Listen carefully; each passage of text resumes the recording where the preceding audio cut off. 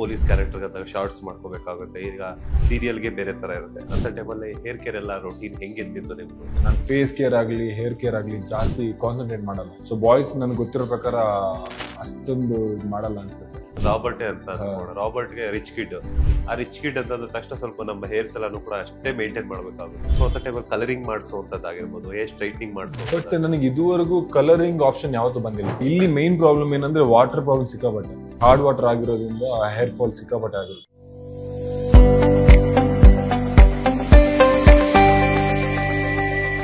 Hair care ನಟ ಅಂದ ತಕ್ಷಣ ಹೇರ್ಸ್ ಪಾತ್ರಕ್ಕೆ ತಕ್ಕಂಗೆ ಎಲ್ಲ ಚೇಂಜಸ್ ಮಾಡ್ಕೋಬೇಕಾಗುತ್ತೆ.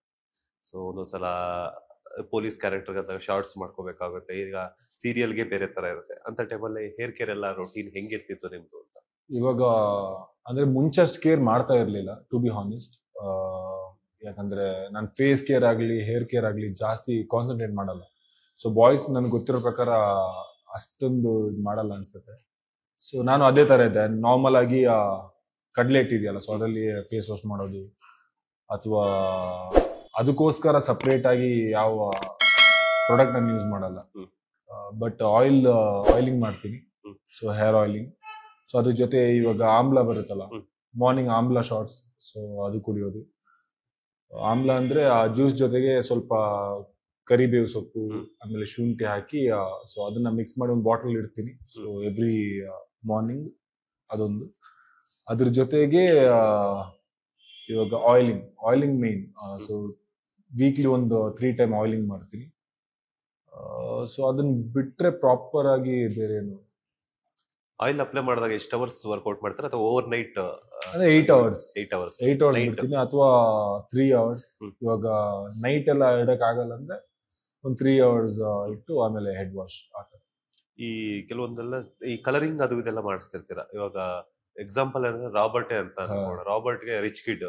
ಆ ರಿಚ್ ಕಿಡ್ ಅಂತ ಅಂದ ತಕ್ಷಣ ಸ್ವಲ್ಪ ನಮ್ಮ ಹೇರ್ಸ್ ಎಲ್ಲಾನು ಕೂಡ ಅಷ್ಟೇ ಮೇಂಟೈನ್ ಮಾಡ್ಬೇಕಾಗುತ್ತೆ. ಸೊ ಅಂತ ಟೈಮಲ್ಲಿ ಕಲರಿಂಗ್ ಮಾಡಿಸುವಂತದ್ದಾಗಿರ್ಬೋದು, ಹೇರ್ ಸ್ಟ್ರೈಟ್ನಿಂಗ್ ಮಾಡಿಸೋ. ಬಟ್ ನನಗೆ ಇದುವರೆಗೂ ಕಲರಿಂಗ್ ಆಪ್ಷನ್ ಯಾವತ್ತೂ ಬಂದಿಲ್ಲ. ಓಕೆ. ಬಟ್ ಇಲ್ಲಿ ಮೈನ್ ಪ್ರಾಬ್ಲಮ್ ಏನಂದ್ರೆ ವಾಟರ್ ಪ್ರಾಬ್ಲಮ್ ಸಿಕ್ಕಾಪಟ್ಟೆ. ಯಾಕಂದ್ರೆ ಹಾರ್ಡ್ ವಾಟರ್ ಆಗಿರೋದ್ರಿಂದ ಹೇರ್ ಫಾಲ್ ಸಿಕ್ಕಾಪಟ್ಟೆ ಆಗುತ್ತೆ. ಸೊ ಆ ಕನ್ಸರ್ನ್ ಎಲ್ರಿಗೂ ಇದ್ದೇ ಇದೆ. ಸೊ ಇವಾಗ ನಾನೇನ್ ಮಾಡ್ತೀನಿ ಅಂದ್ರೆ, ಇವಾಗ ಕುಡಿಯೋ ನೀರು ಅದರಲ್ಲಿ ಸ್ವಲ್ಪ ವಾಶ್ ಮಾಡೋದು. ಸೊ ಆ ತರ ಕೇರ್ ಮಾಡ್ತೀನಿ. ನಾರ್ಮಲ್ ಆಗಿ ನಾನು ಇವಾಗ ಬೋರ್ವೆಲ್ ವಾಟರ್ ಯೂಸ್ ಮಾಡಲ್ಲ. ಕುಡಿಯೋ ನೀರೇನಿದೆ ಸೊ ಅದರಲ್ಲೇ ಹೆಡ್ ವಾಶ್ ಮಾಡೋದು. ಸೊ ಅದು ಸ್ವಲ್ಪ ಸಾಫ್ಟ್ ಆಗಿರುತ್ತೆ. ಇಲ್ಲ ಅಂದ್ರೆ ಹೊರಡೆ ಹೋದಾಗ ಏನ್ ಮಾಡ್ತೀನಿ ಅಂದ್ರೆ, ನೈಟ್ ಒಂದು ಬಕೆಟ್ ವಾಟರ್ಗೆ ಲೈಮ್ ನ ಸ್ವಲ್ಪ ಹಿಂಡಿ ಇಟ್ಕೊಡ್ತೀನಿ. ಸೊ ಅವು ಸ್ವಲ್ಪ ಹಾರ್ಡ್ನೆಸ್ ಏನಿದೆ ಸ್ವಲ್ಪ ಕೆಳಗಡೆ ಹೋಗುತ್ತೆ. ಸೊ ಅದನ್ನ ಫ್ರೆಂಡ್ ಹೇಳಿದ್ರು, ಅದು ಎಷ್ಟು ವರ್ಕ್ ಆಗುತ್ತೆ ಅಂತ ಗೊತ್ತಿಲ್ಲ. ಅಂಡ್ ಇನ್ನೊಂದು ಮೇನ್ ಏನ್ ಗೊತ್ತಾ ಅಂದ್ರೆ, ನಾವು ಶಾಂಪೂನ ಡೈರೆಕ್ಟ್ ಅಪ್ಲೈ ಮಾಡಬಾರ್ದು ಯಾವತ್ತು. ಸೊ ನಾವೇನ್ ಮಾಡ್ತೀವಿ, ಹೇರ್ಗೆ ಡೈರೆಕ್ಟ್ ಅಪ್ಲೈ ಮಾಡಿ ವಾಶ್ ಮಾಡ್ತೀವಿ. That is very wrong.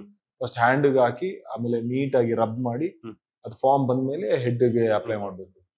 So that ನಿಮ್ಗೆ ಜಾಸ್ತಿ ಎಫೆಕ್ಟ್ ಆಗಲ್ಲ ಕೆಮಿಕಲ್. ಇನ್ನೊಂದು, ಹೆಡ್ ವಾಶ್ ಆದ್ಮೇಲೆ ನಾವು ಬಟ್ಟೆ ಇದೆಯಲ್ಲ ಅದು ಜಾಸ್ತಿ ಹೆವಿ ರಬ್ ಮಾಡಬಾರ್ದು. ತುಂಬಾ ಲೈಟ್ ಆಗಿ ಜಾಸ್ತಿ ಪ್ರೆಷರ್ ಕೊಡದೆ. ಸೊ ಆ ತರ ಮಾಡಿ. ಅಂಡ್ ಹೇರ್ ಡ್ರೈಯರ್ ನಾನು ಯೂಸ್ ಮಾಡಲ್ಲ ಪ್ರೆಸೆಂಟ್ಲಿ. ಸೊ ಅದೆಲ್ಲ ಕಟ್ ಆಫ್ ಮಾಡಿದ್ದೀನಿ. ಯಾಕಂದ್ರೆ ಹೇರ್ ಡ್ರೈ ಇಂದ ಸಿಕ್ಕಾಪಟ್ಟೆ ಹೇರ್ ಫಾಲ್ ಆಗುತ್ತೆ. ಸೊ ಆಕ್ಚುಲಿ ಇದಕ್ಕಿಂತ ತುಂಬಾ ತಿಕ್ಕಿತ್ತು ಹೇರ್. ಸೊ ಹೇರ್ ಡ್ರೈ ನಮ್ ಶೂಟಿಂಗ್ ಅಲ್ಲಿ ಸ್ಟ್ರೈಟ್ನಿಂಗ್ ಮಾಡ್ಬೇಕು, ಹೇರ್ ಡ್ರೈ ಮಾಡ್ಬೇಕು. ಸೊ ತುಂಬಾ ಪ್ರಾಬ್ಲಮ್. ಸೊ ಅದರಿಂದ ಸಿಕ್ಕಾಪಟ್ಟೆ ಹೇರ್ ಫಾಲ್ ಆಗ್ತಿತ್ತು. ಸೊ ಎಲ್ಲರೂ ಅದು ಫೇಸ್ ಮಾಡೇ ಮಾಡ್ತಾರೆ. ಸೊ ಅದನ್ನ ಕಟ್ ಆಫ್ ಮಾಡಿದೆ. ಅಂಡ್ ಹೇರ್ ರಬ್ಬಿಂಗ್ ಅದನ್ನ ಸ್ವಲ್ಪ ಕಟ್ ಆಫ್ ಮಾಡಿದೆ. ಅಂಡ್ ಕಲರಿಂಗ್ ನಾನು ಮಾಡೇ ಇಲ್ಲ ಇದುವರೆಗೂ. So I avoid all these things. ಈಗ ನೀವು ಹೇಳಿದ್ರಿ ಕೆಲವೊಂದ್ಸಲ ಎಲ್ಲ ಹೋಮ್ ರೆಮಿಡೀಸ್ ಎಲ್ಲ ಟ್ರೈ ಮಾಡ್ತಿರ್ತೀರಿ ಅಂತ. ಅಮ್ಮ ಮನೆಗೆ ಹೋದ್ಮೇಲೆ ಎಲ್ಲ ಕೂದಲೆಲ್ಲ ಉದ್ರೋಗ್ಬಿಟ್ಟಿದೆ ಹಂಗೆ ಹಿಂಗೆ ಅಂತ ಹೇಳ್ಬಿಟ್ಟು ಹೋಮ್ ರೆಮಿಡೀಸ್ ಅದೆಲ್ಲ ಟ್ರೈ ಮಾಡ್ತಿರ್ತಾರ, ಹೇರ್ ಪ್ಯಾಕ್ಸ್ ಎಲ್ಲ ಹಾಕ್ತಿರ್ತಾರ ಅಂತ. ಆತರ ಏನು ಹಾಕಿಲ್ಲ. ಆತರ ಏನು ಅಂದ್ರೆ ಅವ್ರೇನ್ ಹೇಳ್ತಾರೆ ಅಂದ್ರೆ ಪ್ರಾಪರ್ ಆಗಿ ಆಯಿಲಿಂಗ್ ಮಾಡು ಅಂತ. ಸೊ ಇದು ಯಾರು ಇವಾಗ ನಮ್ಮ ಅಮ್ಮ ಆಗಿರ್ಲಿ ಅಥವಾ ನಮ್ಮ ಅಜ್ಜಿ ಯಾರನ್ನೇ ಕೇಳಿದ್ರು ಅವ್ರು ಫಸ್ಟ್ ಹೇಳೋದು ಕರೆಕ್ಟ್ ಆಗಿ ಆಯಿಲಿಂಗ್ ಹಾಕು, ಕೂದಲು ಆಯಿಲ್ ಮಾಡು, ಸರಿ ಹೋಗುತ್ತೆ ಅಂತ. ಆಕ್ಚುಲಿ ಅದು ಬೆಸ್ಟ್ ಅಂತಾನೆ ಅನ್ಸುತ್ತೆ. ಯಾಕಂದ್ರೆ ಯೋಸಿ ಅದರಲ್ಲೂ ಡಿಫ್ರೆನ್ಸ್ ಇದೆ. ಅಂದ್ರೆ ಕೆಲವರು ಕ್ಯಾಸ್ಟರ್ ಆಯಿಲ್ ಯೂಸ್ ಮಾಡ್ತಾರೆ. ಸೊ ಅದು ಕೆಲವರಿಗೆ ಅಡ್ಜಸ್ಟ್ ಆಗುತ್ತೆ, ಅದರಲ್ಲಿ ರೀಗ್ರೋತ್ ಆಗುತ್ತೆ ಅಂತಾರೆ.